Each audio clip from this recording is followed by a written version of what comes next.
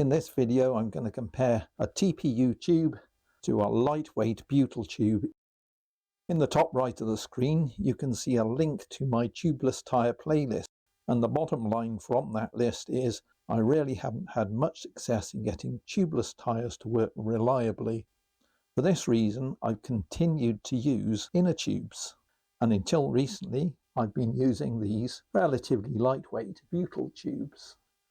Well, this is one of those butyl tubes at 108 gram, so it's relatively light. The TPU tube at just 44 gram is under half of the mass of this butyl tube. As highlighted in the video in the top right of the screen, the first benefit is this lack of weight. And on my gravel bike, if I exchanged all 4 of these butyl tubes for TPU tubes, I could save around 250 gram. That's more weight saved than upgrading, say, from Shimano 105 to Shimano Ultegra. The second benefit is these TPU tubes are much smaller than these butyl tubes, and that's particularly useful for reducing the size of my spares toolkit. I don't want to leave you tubeless people out. If you're successfully using tubeless tyres, you can also benefit from these smaller, lighter weight TPU tubes as long as you have the sense to take a spare tube in your toolkit. I got these TPU tubes from AliExpress, and as you can see, these are actually cheaper than the equivalent butyl tube that I sourced from the UK. I wanted to compare the practicality of these TPU tubes to these lightweight butyl tubes. So I fitted a TPU tube in the front wheel of my gravel bike and left this butyl tube in the rear.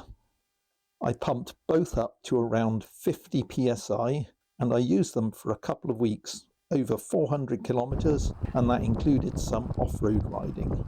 Over that period, I didn't add any more air. Both of these tubes are relatively easy to fit. I think the likelihood of making a pinch puncture between the tyre and the rim is probably a bit less for these TPU tubes. That's because I could partially inflate them, which gives them a bit more shape while installing into the tyre. However, as long as one is careful, I don't think there's much of a real-world difference. I can't say I noticed any difference in the ride quality or the ride feel. If I had swapped out a heavier butyl tube, both front and rear, perhaps I would have noticed more of a difference, but this is just speculation. Over that period when I rode both of these tubes, I had no punctures. These butyl tubes hold air quite well. However, the normal lightweight alternative, that is a latex tube, tend to lose air quite quickly. So for instance, a tube like this might go completely flat within a couple of days. What I wanted to know is, will these TPU tubes lose pressure more quickly than the butyl tube?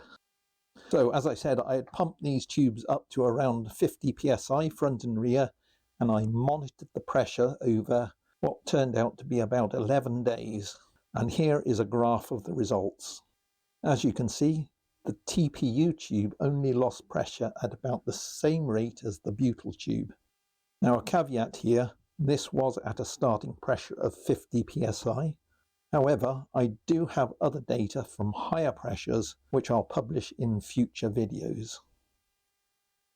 In this admittedly limited test, I found no downsides to using these TPU tubes, but it had the benefits of being lighter weight, smaller, and slightly cheaper.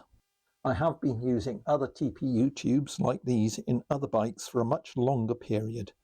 In those tests, the TPU tube's performance has been, well, let's say a bit more mixed. I'll report on that in the future. In the meantime, if you found this video useful, please give it a thumbs up. And if you want to see those future videos, click on the 5-minute velo roundel now. Here are a couple of other videos that you may also find useful. So, from me until that next video, it's goodbye.